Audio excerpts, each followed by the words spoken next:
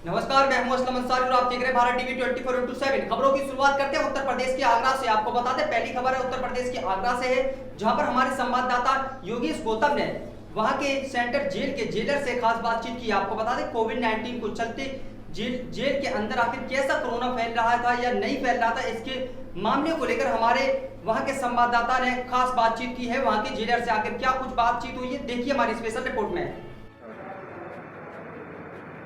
दर्शकों नमस्कार, मैं हूं आपके साथ योगेश गौतम और आप देख रहे हैं इस समय भारत टीवी 24। इस समय हम जिला आगरा में सेंट्रल जेल पे हैं और सीनियर सुपरिटेंडेंट ऑफ जेल हमारे साथ मौजूद हैं। एक चाय पर चर्चा हो रही है इनके साथ। सबसे पहले तो हम सीनियर सुपरिटेंडेंट ऑफ जेल महोदय का स्वागत करेंगे। बहुत बहुत स्वागत है बॉस आपका भारत टीवी 24/7। Thank you. सबसे पहले बॉस हम आपसे जानना चाहेंगे, आप कहाँ से बिलोंग करते हैं और इससे पहले आप कहाँ रहे, कहाँ आपने शिक्षा प्राप्त की? ऐसा है कि हमने स्कूली शिक्षा तो अपने मूल जनपद मऊ और आजमगढ़ जनपद में प्राप्त किया। उसके बाद हमने बीएससी ऑनर्स की डिग्री बनारस हिंदू यूनिवर्सिटी से प्राप्त की और उसके आगे की शिक्षा हमने एलएलबी और एलएलएम दिल्ली विश्वविद्यालय से की। और वहाँ से करने के पश्चात इस जो कंबाइंड सिविल सर्विसेज परीक्षा है 1991 की परीक्षा पास कर हम कारागार सेवा में आए। जैसा कि बॉस ने अपने बारे में बताया, अपनी ही ज़बानी इन्होंने बताई। दूसरा बॉस, कोरोना काल चल रहा है, बहुत सारी चुनौतियां आपके सामने हैं। कोरोना काल को लेकर यहाँ पे अपने जो सेंट्रल जेल आगरा में कितने बंदी रक्षक इस समय मौजूद हैं और कितने यहाँ पर बंदियों की क्षमता है? कोरोना काल के चलते कितने लोगों को यहाँ वैक्सीन लगवाई जा चुकी है, उसको लेकर आप थोड़ा सा हमें जानकारी दें। ऐसा है कि केंद्रीय कारागार में नॉर्मली केवल जो सिर्दोष बंदी होते हैं उन्हीं को निरुद्ध किया जाता है और प्रायः हमारे केंद्रीय कारागार आगरा में जो आजीवन कारावास के बंदी हैं और लगभग 16-17 पश्चिमी जिलों के जो सिर्दोष बंदी हैं उनको यहाँ पर स्थानांतरित किया जाता है। जैसा कि आप जानते हैं कि एक बार बंदी सिर्दोष होने पर किसी कोर्ट ऑफ कॉम्पिटेंट जुरिसडिक्शन द्वारा सिर्दोष घोषित हो जाने के पश्चात उसको सज़ा भोगनी होती है।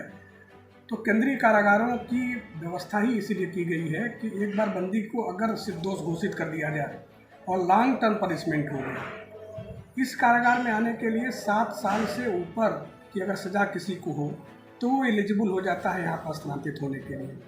अभी चूँकि सभी कारागारों पर ओवरक्राउडिंग हो गई है तो उसको देख करके अभी 10 साल से ऊपर के जो सज़ा के बंदी हैं उन बंदियों को केंद्रीय कारागार स्थानांतरित किया गया था। इसमें वर्तमान में हमारे यहाँ करीब 1700 बंदी निरुद्ध हो रहे हैं। और जैसा कि आप जानते हैं, कोरोना का संक्रमण माह मार्च 2020 से शुरू हुआ। उसके पश्चात इन बंदियों को उस कोरोना संक्रमण से बचाना, केवल बंदियों को नहीं, इस पूरे स्टाफ को, कारागार परिसर में रहने वाले समस्त करीब 120-25 हमारे जो कारागार कर्मी हैं उनके भी स्वास्थ्य की देखभाल करना हमारी नैतिक जिम्मेदारी थी। हम सभी लोगों ने मिलकर के एक सामूहिक उत्तरदायित्व का निर्वहन करते हुए ये पूरा प्रयास किया कि हमारा कोई बंदी या जेल स्टाफ कोरोना संक्रमित न होने पावे। शुरुआती दौर पे माह अप्रैल में हमारे 10 बंदी कोरोना संक्रमित हुए थे, लेकिन एक बहुत अच्छी तरीके से इसका प्रबंधन किया गया। उसके पश्चात हमारी जेल में जितने भी निरुद्ध बंदी थे, कोई भी बंदी, उस 10 बंदी के पश्चात कोई भी बंदी कोरोना से संक्रमित नहीं हुआ। चुनौतियां बहुत सारी थीं, जैसा कि आपको पता ही है कि कोई भी बंदी जब कारागार में प्रवेश करेगा, उसमें से कुछ ऐसे बंदी होते हैं जिनके विरुद्ध जो है विचाराधीन मामले भी होते हैं। उन बंदियों को संबंधित न्यायालयों के समक्ष प्रस्तुत करना, उनके केसों का निस्तारण कराना। लेकिन एक अच्छी बात यह रही कि शासन ने भी और हमारे कारागार मुख्यालय ने ही बहुत शुरुआती दौर पर इस चुनौती को ध्यान में रखते हुए ये निर्णय लिया गया कि अब किसी भी बंदी को फिजिकल रूप में प्रस्तुत नहीं किया जाएगा। इसकी सहमति और अनुमति माननीय उच्च न्यायालय ने भी दे दी और संबंधित न्यायालयों से अनुरोध करके ये सुनिश्चित किया गया कि बंदी को फिजिकल रूप में माननीय न्यायालयों के समक्ष पेश न करना पड़े। दूसरी बात यह है कि हमारे पास वीसी की पूरा सिस्टम यहाँ पर उपलब्ध है।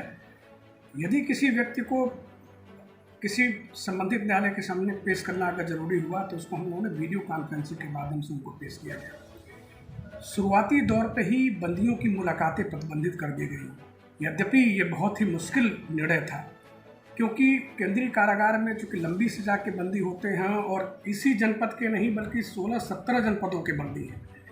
मुलाकातें बहुत लंबे समय के पश्चात आ पाती हैं, बहुत दूरी होने के कारण और ट्रांसपोर्टेशन आदि में दिक्कतें होने के कारण बंदी के परिजन यहाँ पर नहीं आ पाते। लेकिन बंदी का जीवन बताना, उनके स्वास्थ्य की रक्षा करना, ये पहली जिम्मेदारी थी।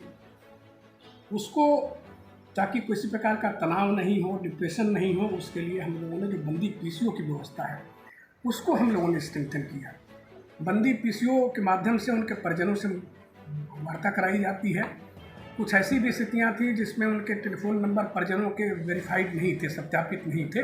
उसके लिए हम लोगों ने एक अलग व्यवस्था की, एक अलग से शासकीय मोबाइल लिया गया और उससे कोई अपरिहार्य परिस्थितियाँ थी, विशेष परिस्थितियाँ थी या कोई ऐसा है जैसे बंदी की वार्ता नहीं हो पा रही है, तो हमारे किसी अधिकारी के समक्ष उन बंदियों को उन विशेष परिस्थितियों में मुलाकात कराई गई और उसका पूरा रखरखाव, ताकि ये नहीं हो कि वो किस समय किस तिथि पर कितने समय के लिए उनसे वार्ता कराई गई, सारा का अभिलेखीकरण भी किया गया ताकि इस घटना का कोई दुरुपयोग न कर सके।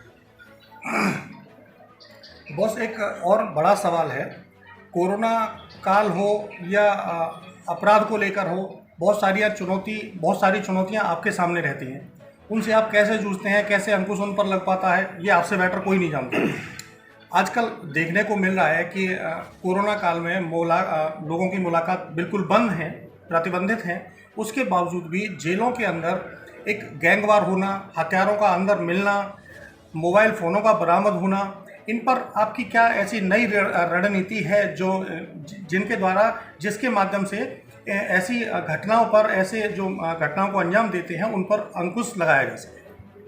ऐसा है कि हमारा प्रदेश बहुत बड़ा है। 71 जनपदों में हमारी जिला कारागारें और केंद्रीय कारागारें कुल मिला करके क्रियाशील हैं और 1 लाख से ज़्यादा बंदी यहाँ पर मौजूद है। विभिन्न तबके के, विविध बैकग्राउंड के आने वाले बंदी हैं। तो पूरे प्रदेश में यदा कदा कुछ इस प्रकार की घटनाएं हो जाना जो है, ये कोई बहुत आश्चर्य की बात नहीं है। ये है कि अगर इस प्रकार की कोई घटना हो जाती है, तत्कालिक रूप से उस पर प्रभावी नियंत्रण रखना, ये हमारी पहली प्राथमिकता है। जहाँ तक केंद्रीय कारागार आगरा की बात है, जैसा कि आप भी आए होंगे, यहाँ पर मैं स्वयं अपनी तलाशी कराने के पश्चात ही इसमें प्रवेश करता हूँ। गेट पर आने के पश्चात अगर आपने देखा होगा तो हमारा गेट कीपर है, सेकेंड गेट पर एक पीएसी का जवान है, नंबरदार बंदी भी है। उनको एकदम स्पष्ट आदेश है कि कोई भी व्यक्ति, कोई भी जेल का अधिकारी आवे, कर्मचारी आवे अथवा कोई बाहर का आदमी आवे, पहली बात यह है कि किसी को प्रशासनिक भवन से इतर हम जाने की अनुमति प्रदान नहीं करते हैं, विशेष परिस्थितियों को छोड़ करके। जैसे मान लीजिए किसी शासकीय कार्य से कोई आया तो उसको छोड़ करके। दूसरी बात यह है कि हर व्यक्ति की तलाशी के पश्चात ही हम जाने की अनुमति देते हैं। मोबाइल अगर कोई व्यक्ति लाता है तो उसको चेक करके मोबाइल वहीं गेट पर भी जमा कर दिया जाता है और जमा करने के पश्चात फिर उसको दे दिया जाता है। मैं बड़े ही संतोष के भाव से कह सकता हूँ कि मेरे पिछले 15 माह के कार्यकाल में कभी भी ऐसा नहीं हुआ कि किसी बंदी के पास या किसी ऐसे व्यक्ति के पास जो कारागार में प्रवेश किया हो, उसके पास कोई मोबाइल आ गया हो, उसका दुरुपयोग कर लिया हो। जबकि हमारे यहाँ कई शातिर और कुख्यात किस्म के अपराधी भी बंद किए गए हैं, जो प्रशासनिक आधार पर यहाँ पर किए गए हैं प्रदेश के अन्य जनपदों से ला करके। तो अगर पूरी निष्पक्षता के साथ और अगर नियमों का अनुपालन सुनिश्चित किया जाए और ये संदेश दिया जाए कि व्यक्ति चाहे जितना ही प्रभावशाली हो। आपको मैं बताना चाहूँगा कि हमारे इस कारागार में 3 विधायक भी, मतलब सिटिंग विधायक भी बंद हैं, लेकिन उसके पश्चात भी इस प्रकार की कोई शिकायत न आने का मतलब सिस्टम बहुत ट्रांसपेरेंट तरीके से सभी अधिकारियों कर्मचारियों के स्पष्ट संदेश हैं कि बिल्कुल निर्भीक होकर के जो नियम हैं उसका पालन करें। हमें किसी का उत्पीड़न भी नहीं करना है, हमें किसी के साथ ज़बरदस्ती सख्ती भी नहीं करनी है। लेकिन अगर कोई व्यक्ति अगर हमारे नियमों की अवहेलना करता है या कोई अगर अनधिकृत रूप से दबाव बनाने का प्रयास करता है तो उसको बिना प्रभाव में आए हुए हम नियमों का अनुपालन कराएंगे, उस सख्ती से उसका अनुपालन कराएंगे, उसमें कहीं कोई कोताही नहीं की जाएगी। बॉस एक जानकारी हम आपसे और चाहेंगे। एक तो पेरोल को लेकर, पेरोल पे कुछ बंदी छोड़े गए हैं, उसको लेकर, और दूसरा जो कैदी अंदर बंद हैं उनके रोजगार को लेकर क्या आपके द्वारा कोई नई रणनीति? ऐसा है कि कोरोना संक्रमण के काल में ये तो बात बिल्कुल सही है कि बाहर से आवागमन कम हो गया, बाहर से जो संस्थाएं जो आ रही थी वो बंद हो गया। लेकिन हमारे यहाँ जो उद्योग हैं, चूँकि हमारा सारे के सारे बंदी जो है कोरोना निगेटिव हैं, और हम लोगों ने 5000 से ज़्यादा टेस्ट कराए हैं, और टेस्ट कराने के पश्चात सारे स्टाफ का यहाँ तक भी होता है कि अगर हमारा कोई स्टाफ अगर छुट्टी पर जाता है, 2 दिन छुट्टी के पश्चात आता है, तो उसको हम ड्यूटी पर तभी लेते हैं जबकि उसका टेस्ट करा लें। और वो टेस्ट की व्यवस्था, एंटीजन टेस्ट की व्यवस्था हमारे कारागार के अंदर ही है। हमें इसके लिए किसी और मतलब सेंटर पर भेजने की आवश्यकता नहीं है। हमारा ही अपना स्टाफ, उनके पास किट अवेलेबल है जो कि CMO आगरा के द्वारा उपलब्ध कराया गया है। हम उनका एंटीजन टेस्ट कराते हैं, निगेटिव होता है तभी उसकी ड्यूटी कराते हैं, ड्यूटी पर लगाते हैं। तो इस प्रकार हम लोगों ने पूरी सावधानी बरती है। और जेल के अंदर जो गतिविधियाँ हैं, जैसे आपको पता है कि हमें साफ़ सफाई करना, या पाकशाला में किचन में काम करने के लिए, या हमारी बागवानी करने के लिए, हमारी कारपेंटरी फैक्ट्री चलती है, दरी फैक्ट्री चलती है, तो ये सारे काम हमारे बंदी ही करते हैं, किसी बाहर का व्यक्ति नहीं करता है। तो वो सारे काम जो रूटीन के हैं वो सारे काम हो रहे हैं, उस पर कोई प्रतिबंध नहीं है। और एहतियाती जो व्यवस्थाएं हैं वो करने के पश्चात वो सारा हमारी जो गतिविधियां हैं वो संचालित हैं और सही तरीके से प्रचलित हैं। सर, पेरोल को लेकर मैं आपसे जानना चाह रहा था कि कुछ बंदी आपके यहाँ से छोड़े गए हैं, कितने लोगों की गिनती लगभग? जी, ऐसा है कि जैसा कि मैंने बताया था कि हमारे यहाँ सारे के मतलब ऑलमोस्ट 96% निर्दोष बंदी ही है। तो उन बंदियों में से जो भी 65 साल से ऊपर के बंदी थे, उसमें से भी ऐसे लोग जो कि किसी मतलब 2 से अधिक मर्डर के मामले में नहीं हों, जो कि 2 से अधिक मामलों में दंडित नहीं हों, ऐसे करके हम लोगों ने 77 बंदियों को पैरोल पर यहाँ से छोड़ा है। और मैं समझता हूँ कि किसी भी केंद्रीय कारागार या किसी कारागार से सिद्धदोष बंदियों में सबसे ज़्यादा बंदी इस केंद्रीय कारागार आगरा से छोड़े। बॉस, काफ़ी समय आपने हमें दिया, और मैं आखिर में जाते जाते सिर्फ एक ही जानकारी आपसे लेना चाहूँगा कि अब कोरोना काल के चलते तीसरा दौर, तीसरी लहर आने वाली है। ऐसा सुनने में आ रहा है कि तीसरी लहर आ रही है, जो कि उसको बहुत काफ़ी खतरनाक बताया जा रहा है। उसको लेकर आपके यहाँ पे क्या क्या सावधानियाँ बरती जा रही हैं, या क्या क्या आप जो है अपनी तरफ से पालन करा रहे हैं?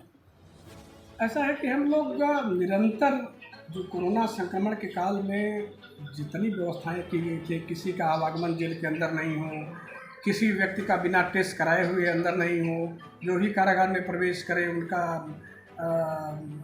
टेम्परेचर नापा जाए, उनका सैनिटाइजेशन कराया जाए।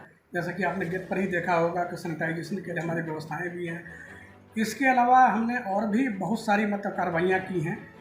तीसरा स्ट्रेन क्या होगा, उसका स्वरूप क्या होगा, उसके विषय में जो कोई जानकारी नहीं है, लेकिन जितनी अभी तक हम लोगों को जानकारी हो पाई है उसके हिसाब से हम लोग हर बंदी को कम से कम 3 मतलब फेस मास्क उपलब्ध कराए गए हैं। निरंतर उनको जो है ये जागरूक किया जाता है कि अपने हाथों को सैनिटाइज करते रहिए। साबुन सभी मतलब बैरकों में सभी हाथों पर लगाए गए हैं। यथासंभव जो दूरी बना सकते हैं, ये बात तो नहीं कर सकते कि 2 गज की दूरी, क्योंकि जेलों में संख्या बहुत ज़्यादा है, लेकिन यथासंभव जो संभव है वो कराया गया है।